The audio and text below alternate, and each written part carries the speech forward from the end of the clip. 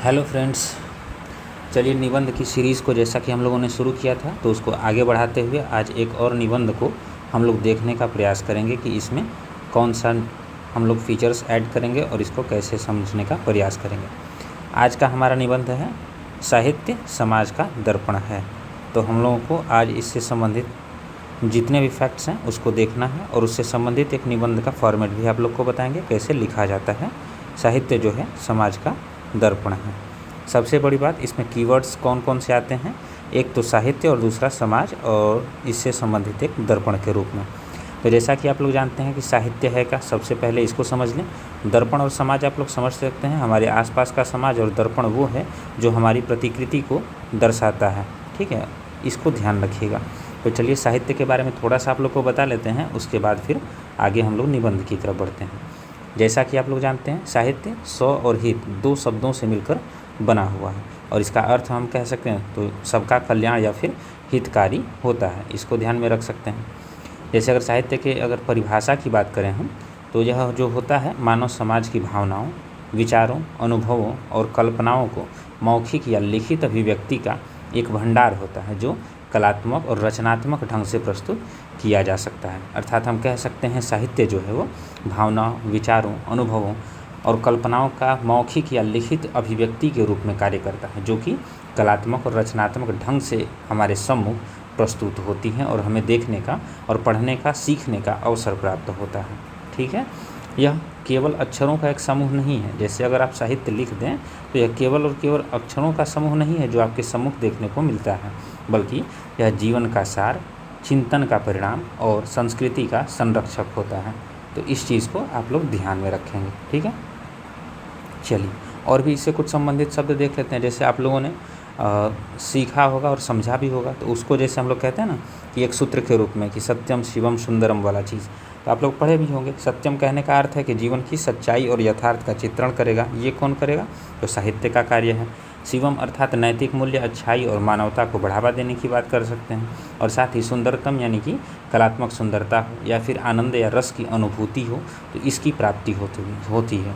और इन सब को मिलाकर समाज में चेतना, सुधार और प्रगति के लिए प्रेरित करना, यही है साहित्य का मुख्य उद्देश्य। साहित्य जो है अलग अलग रूपों में देखा जा सकता है, समझा जा सकता है। इसको अगर समझने की बात करें हम लोग, तो साहित्य जैसे हो सकता है गद्य के रूप में या फिर पद्य के रूप में। हम साहित्य को इन रूपों में भी समझ सकते हैं। जैसे गद्य में हो सकते हैं आपके कहानी, उपन्यास, निबंध, नाटक, जीवनी। ये सब चीज़ आप लोगों ने या तो कहीं देखा होगा या पढ़ा होगा, बिल्कुल भी आप लोग इससे अनभिज्ञ नहीं हैं। और पद्य की बात करें तो इसमें कविता, दोहा, सोरठा और साथ ही महाकाव्य जैसे रामायण और महाभारत के रूप में आप लोग पढ़े होंगे, उपनिषद, वेदांग, ये सब। तो वो सब चीज़ है इससे संबंधित हो सकते हैं। तो ठीक है, यानी कहने का अर्थात ये है कि अतीत से जोड़कर, ठीक है, हमें एक ऐसी खिड़की प्रदान करना जिसका प्रयोग कर हम भविष्य की दिशा निर्धारित करें, वो होता है साहित्य। ठीक है, तो आप लोग उम्मीद है कि अच्छे से समझ गए होंगे कि साहित्य होता क्या है और इसका प्रयोग हम लोग क्यों करते हैं। ठीक है, तो चलिए अब हम लोग देखना शुरू करते हैं अपने निबंध को। निबंध के बारे में पहले ही हमने आप लोगों को बता रखा है कि निबंध जब भी हम लोग देखते हैं तो निबंध को मुख्य रूप से इस रूपों में हम लोग समझने का प्रयास करते हैं कि निबंध जो है आप लोग शुरू में बताए हैं या तो कोई कहानी या फिर कोई कोटेशन या फिर कुछ ऐसी इंसिडेंट्स जो कि करंट की हैं, आप उनसे ऐड करके किसी भी निबंध की शुरुआत कर सकते हैं। ठीक है, और यहाँ पे हम लोग को यूज़ करना है साहित्य समाज का दर्पण है, तो इसके लिए एक कहानी के माध्यम से इसका इंट्रो शुरू किया गया है। तो आइए उसको हम लोग देख लेते हैं। जैसे कि इसमें सर्वप्रथम है साहित्य समाज का दर्पण है, इसके बारे में हम लोगों को समझना था। इसमें देख लीजिए, जैसे साहित्य का नाम सुनते ही सहसा एक कहानी याद आ जाती है ना। जैसे प्रेमचंद्र का नाम आप लोगों ने सुना होगा, मुंशी प्रेमचंद्र का। तो ये जो है कहीं ना कहीं साहित्य में, जैसे ही साहित्य का नाम आता है एक नाम आपके माइंड में ज़रूर आता होगा, वो कौन सा? तो मुंशी प्रेमचंद्र का। ठीक है, तो इसको देख सकते हैं। तो इन्हीं का एक कहानी रिलेट किया गया है। जैसे होता है कि ना साहित्य का नाम आया तो एक स्मरण हो जाता है नाम, वो है मुंशी प्रेमचंद्र, जिनकी पहचान आधुनिक साहित्यकार के रूप में शब्दों के जरिए मानवीय चेतना पेश करने की काबिलियत है। इनकी एक कृति है पंच परमेश्वर। पंच परमेश्वर के बारे में आप लोगों ने पढ़ा, लिखा और जाना जरूर होगा, तो इसको हम लोग देख लेते हैं। तो पंच परमेश्वर की कुछ कहानी को यहाँ रिलेट किया गया। क्या चीज़? जिसमें जुम्मन शेख और इसका एक मित्र था अलगू चौधरी, इनकी कहानी की वर्णन के बारे में बताया गया है, जिनकी गहरी मित्रता का वृत्तांत जो है दृष्टिगोचर होता है। मौजूदा वक्त में भी देखें तो सभी लोग जो है व्यक्तिगत फैसले लेते हैं इस कहानी में, लेकिन जब वहीं पंच बनने की बात आती है, किसी समूह का नेतृत्व करने लगते हैं, तो उस समय वे व्यक्तिगत लाभ और हानि से परे होकर के फैसला जो है सामूहिक हित में लेते हैं, बिना भेदभाव और न्यायप्रिय रूप से। इस कहानी के माध्यम से कवि मुंशी प्रेमचंद्र जो हैं वो तत्कालीन समाज, नैतिक मूल्यों के साथ साथ सामाजिक परिवेश की जानकारी हमें वर्तमान में भी देने का प्रयास करते हैं, और हम इनको पढ़ करके आसानी से समझ सकते हैं, जो यह सिद्ध करता है कि साहित्य समाज का दर्पण है। न सिर्फ इनकी एक कृति पंच परमेश्वर, बल्कि इनकी जितने भी कृतियाँ हैं, आप उनको अगर अध्ययन करें या फिर उनके बारे में जानने का प्रयास करें, तो आप निश्चित ही इस बात से अवगत होते हैं कि प्रेमचंद्र हो या फिर कोई भी अच्छे कवि, इन सब का कार्य यही रहा है कि समाज के जो भी रीति रिवाज, कल्चर या फिर कोई भी ऐसे इंसिडेंट्स, घटनाएं हैं, उनको हमारे सामने प्रस्तुत करने का कार्य किया जाता है इनके द्वारा। ठीक है, चलिए आगे चलते हैं। नेक्स्ट अब देख लीजिए, निबंध को हम लोग आगे बढ़ाते हैं। इसमें आचार्य हजारी प्रसाद द्विवेदी का एक कथन है, जो कि कहा जाता है साहित्य समाज का दर्पण है। ठीक है, तो इसी कथन के बारे में हम लोग समझ रहे हैं।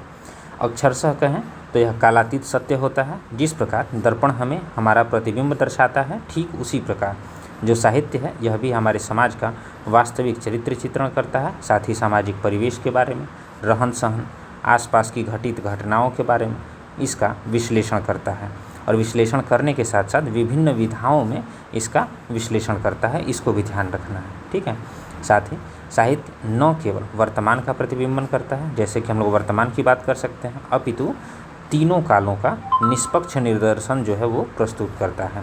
अर्थात कहने का तात्पर्य है कि हम इसके अध्ययन से भूत, भविष्य और वर्तमान तीनों का जो है अध्ययन बेहतर तरीके से कर सकते हैं। ठीक है, इसीलिए कहा जाता है कि साहित्य समाज का दर्पण है, क्योंकि समाज इन्हीं तीनों कालों से मिलकर बनता है, तो इसी वजह से इसको ऐसा कहा गया है। डॉक्टर राजेंद्र प्रसाद के अनुसार अगर हम बात करें तो इनके द्वारा एक कोट्स यूज़ किया गया था कि जिस देश को अपनी भाषा और साहित्य के गौरव का अनुभव नहीं होता है वह उन्नत नहीं हो सकता है, क्योंकि अगर वह देश अपने भाषा और साहित्य का अध्ययन नहीं करता है तो वह अपने अतीत को समझकर भविष्य रूपी विकास के खिड़की से पार नहीं हो सकता है, जैसा कि आप लोगों को हमने बता रखा है। ठीक है, आगे देखते हैं। क्योंकि साहित्य में मानवीय समाज के सुख दुख, आशा निराशा, साहस भय और उत्थान पतन का स्पष्ट चित्रण मिलता है। चाहे आप सुख दुख की बात कर लें, आशा निराशा की बात कर लें, साहस और भय की बात कर लें, या फिर उत्थान और पतन की बात कर लें, तो इसका स्पष्ट चित्रण कौन करता है? साहित्य करता है। तभी तो प्रेमचंद्र ने साहित्यकारों को सावधान करते हुए एक चेतावनी दी थी कि बड़ी मार्मिकता से रेखांकित करते हुए कहते हैं कि जिस साहित्य से हमारी सुरुचि न जागे, आध्यात्मिक और मानसिक तृप्ति न मिले, हमें शक्ति और गति न पैदा हो हम में, और हमारा सौंदर्य जो है प्रेम न जागे, जो हम में सच्चा संकल्प और कठिनाइयों पर विजय पाने की सच्ची दृढ़ता न उत्पन्न करवाता हो, वह आज हमारे लिए बेकार है तथा साहित्य कहलाने का अधिकारी नहीं है।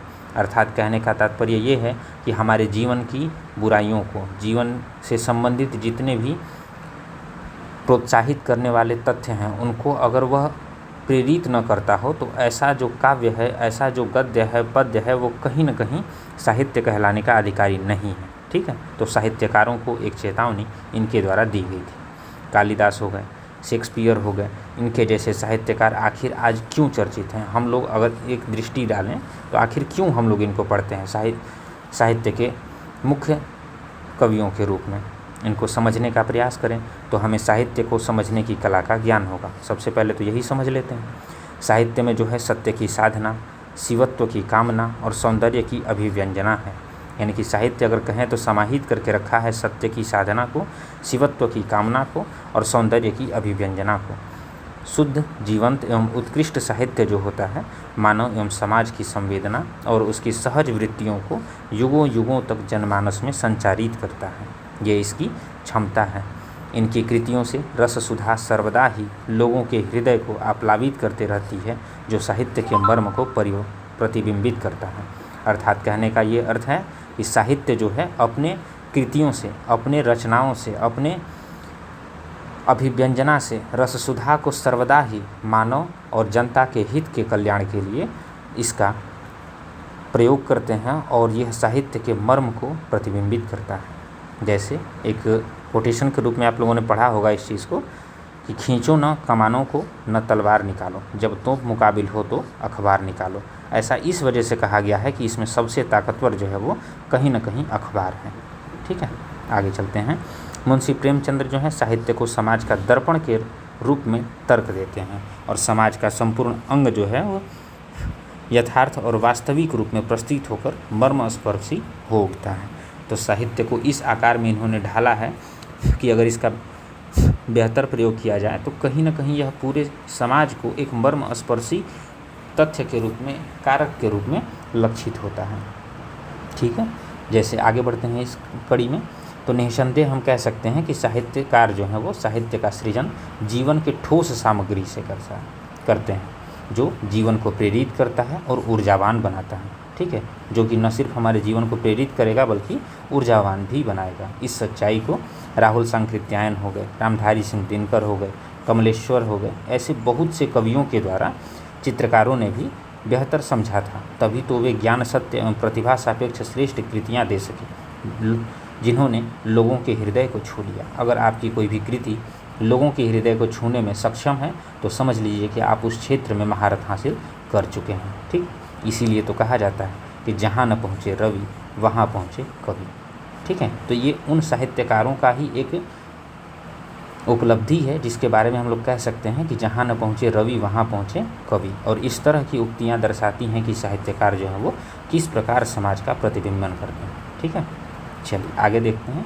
साहित्य किसी राष्ट्र के बौद्धिक जीवन का व्यापक सार है, ऐसा विलियम शेक्सपियर के द्वारा कहा गया था। आप इसको देख सकते हैं। साहित्य जो होता है कल्पनाशील, कलात्मक या बौद्धिक मूल्य के लिखित कार्यों को संदर्भित करता है। ठीक है, यानी कि कलात्मक और बौद्धिक मूल्य के लिखित कार्यों को संदर्भित करने का कार्य जो है वो साहित्य का है।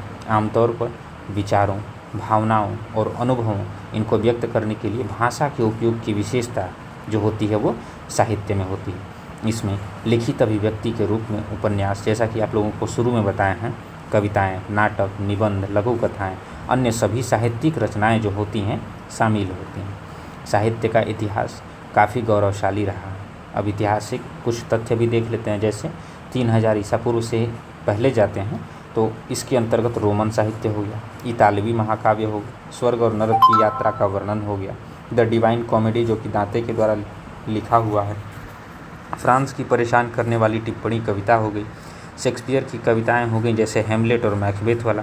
रोमांटिक साहित्य में कहेगा तो विलियम वर्ड्सवर्थ का।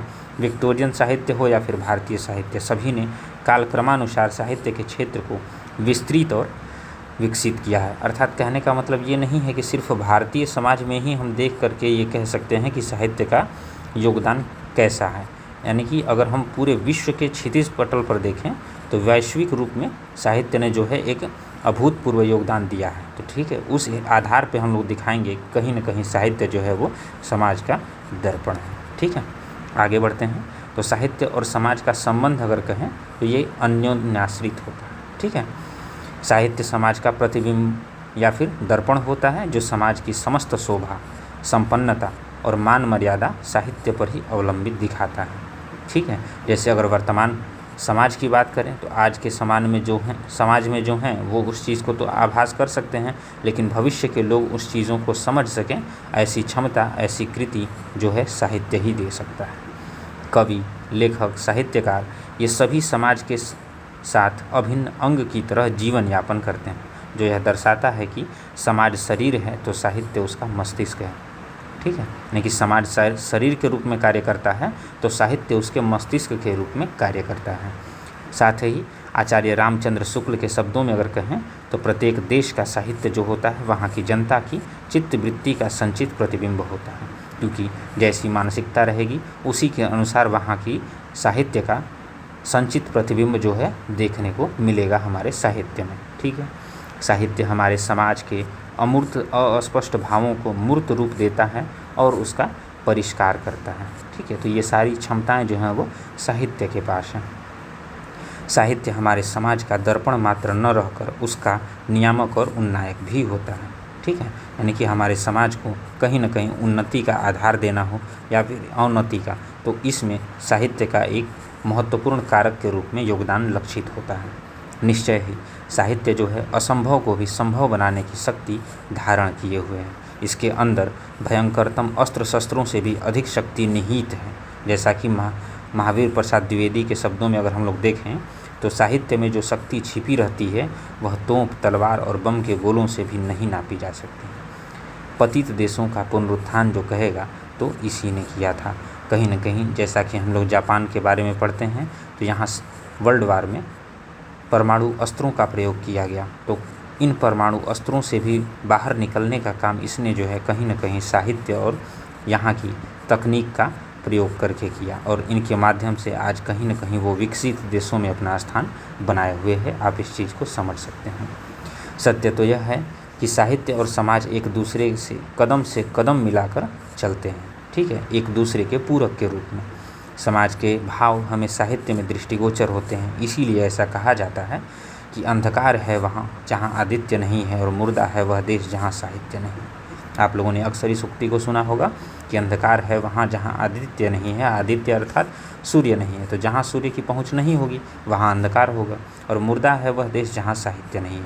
यानी कि साहित्यिक रचनाओं और घटनाओं और इनकी कल्पनाशील और आकाशीय कालातीत जो रचनाएं हैं उनका प्रयोग किए बिना कोई भी देश जो है उन्नति का मार्ग प्रशस्त नहीं कर पाएगा। ठीक है, आगे चलते हैं।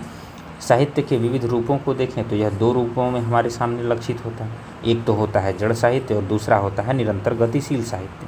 ठीक है, जड़ साहित्य का उद्देश्य कहें तो जन मनोरंजन करना और वाहवाही प्राप्त करना होता है। जैसे कहानियों के बारे में आप देख लें, इसे वर्तमान में ही मोह होता है, यानी कि वर्तमान की चीज़ों से ही यह संबंधित होता है, भविष्य की चीज़ों पर यह निर्भर नहीं होता है। जबकि निरंतर गतिशील साहित्य जो होता है समाज के वर्तमान की अवहेलना करता है, इसकी कमियों को बताता है, एक दर्पण के रूप में उसके पास सिर्फ उसका प्रतिरूप ही नहीं बल्कि इसकी कमियों को बता करके इसमें निरंतर प्रगतिशील अच्छाइयों को और कल्याणमयी दृष्टि की रचना होती है। यह समाज की कुंठाओं और सुंदरताओं के प्रति आक्रोश व्यक्त करता है और एक दैदीप्यमान मशाल जलाकर वर्तमान का कोना कोना प्रकाशित करता है। अर्थात हम यह कह सकते हैं कि यह सिर्फ और सिर्फ समाज के दर्पण के रूप में ही नहीं बल्कि उसके एक मशाल के रूप में भी कार्य करता है, ताकि विकास का मार्ग जो है वो अग्रसरित हो सके। ठीक है, इसमें और भी कुछ पॉइंट्स हैं आगे, उसको हम लोग देख लेते हैं। जैसे साहित्य जो होता है समाज का दर्पण होता है, यही चीज़ हम लोग पढ़ रहे हैं।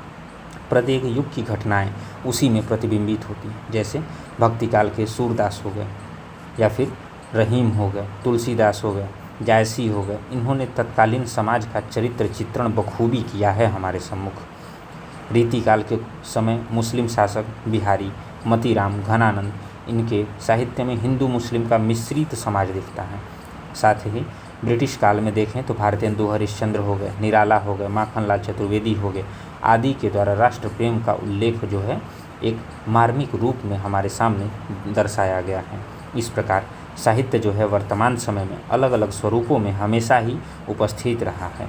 इसीलिए ऐसा कहा जाता है कि जब जब समाज में विकृतियाँ आई हैं, परिस्थितियाँ परिवर्तित हुई हैं, साहित्य ने उनका प्रतिनिधित्व किया है। अर्थात कहने का तात्पर्य ये है कि समाज की परिवर्तित होती स्थितियाँ और उनकी विकृतियाँ जब भी लगता है कि हमारे सम्मुख कोई समस्या उत्पन्न हुई है तो उस समस्या का नेतृत्वकर्ता के रूप में जो है वो साहित्य सम्मुख हमारे खड़ा रहा है।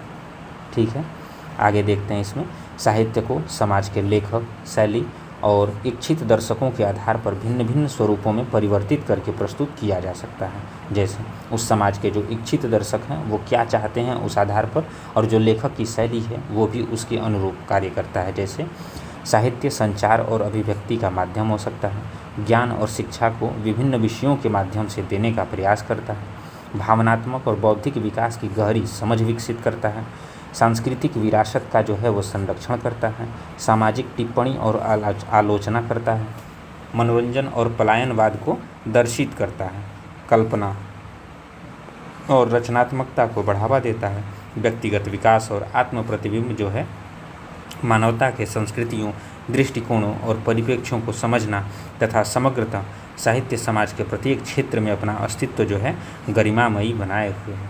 और जो इसकी प्रासंगिकता को एक दर्पण की तरफ इंगित करता है।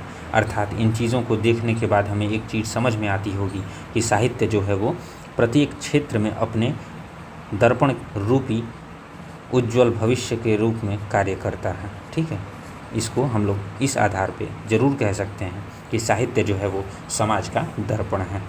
ठीक है, आगे बढ़ें तो कभी कभी साहित्यिक दर्पण जो है वो समाज के संभावित भयावह भविष्य को प्रतिबिंबित करता है। जैसे जॉर्ज ऑरवेल का 1984 का डायस्टोपियन उपन्यास है, जो एक सतर्क कहानी है जो कि भविष्य की भयावहता को दिखाता है, इससे सतर्क रहने का कार्य करता है।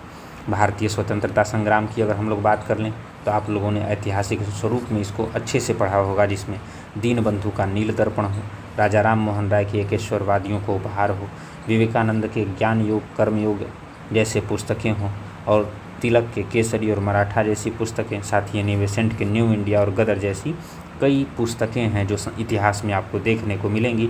और इन रचनाओं से हम आज अगर देखें तो एक एस.एन. सेन की पुस्तक है जिसको 1857 के नाम से जाना जा सकता है। तो इन सब कहानियों और पुस्तकों के माध्यम से हम उन समय की क्रांति के सभी घटनाओं को अच्छे से समझ पाते हैं।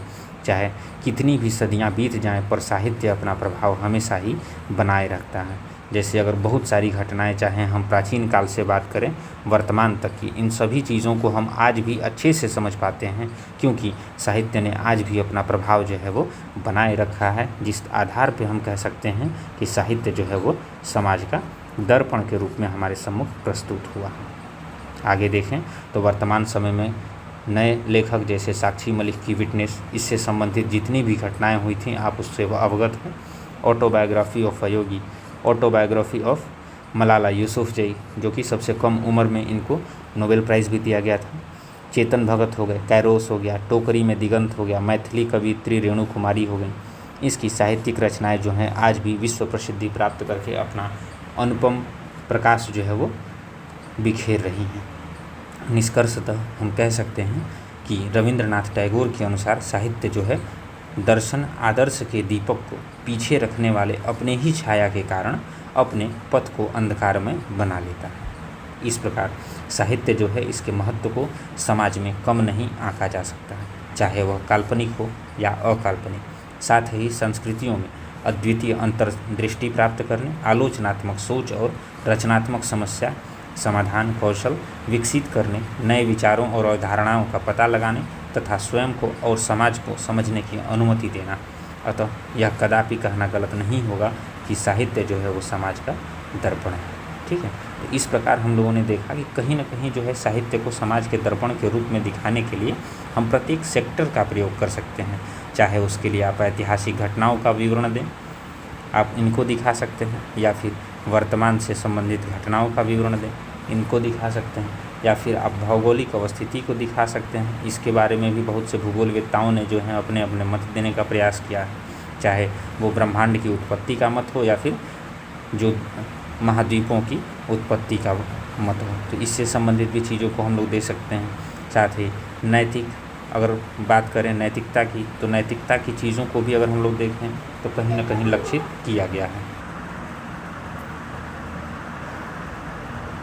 इस प्रकार हम लोग कई तरह की चीज़ों को देख सकते हैं, चाहे वो नैतिकता से संबंधित हो, सामाजिक स्वरूप को दर्शाता हो, या फिर इनके रीति रिवाज को दिखाता हो, इनके कल्चर को दिखाता हो, या फिर हमारे देश के संबंधित या फिर विदेशों से संबंधित भी नीतियाँ हों, विदेश नीतियाँ हों, या फिर इनके वसुधैव कुटुंबकम की धारणा हो, या फिर कुछ भी जो भी चीज़ हम कहीं ना कहीं समझ रहे हैं, सीख रहे हैं, वो कहीं ना कहीं हमारे इतिहास से ही हमें प्राप्त होता है। अर्थात यह कहने में हमें तनिक भी संकोच नहीं करना होगा कि जो हमारा साहित्य है उसका मुख्य कार्य जो है वो अतीत से जोड़कर हमें एक खिड़की प्रदान करना, जिसका प्रयोग करके हम भविष्य की दिशा निर्धारित करें। और इसका प्रयोग न सिर्फ दिशा निर्धारित करने के लिए बल्कि समाज की दशा के साथ साथ उसकी प्रगति भी निर्धारित करता है। यानी कि साहित्य जो है प्रत्येक सेक्टर में हमें इस काबिल बनाता है। तो अर्थात हम फाइनली कह सकते हैं कि साहित्य जो है वो समाज का दर्पण है। ठीक है, मिलते हैं आपसे नेक्स्ट वीडियो में। धन्यवाद।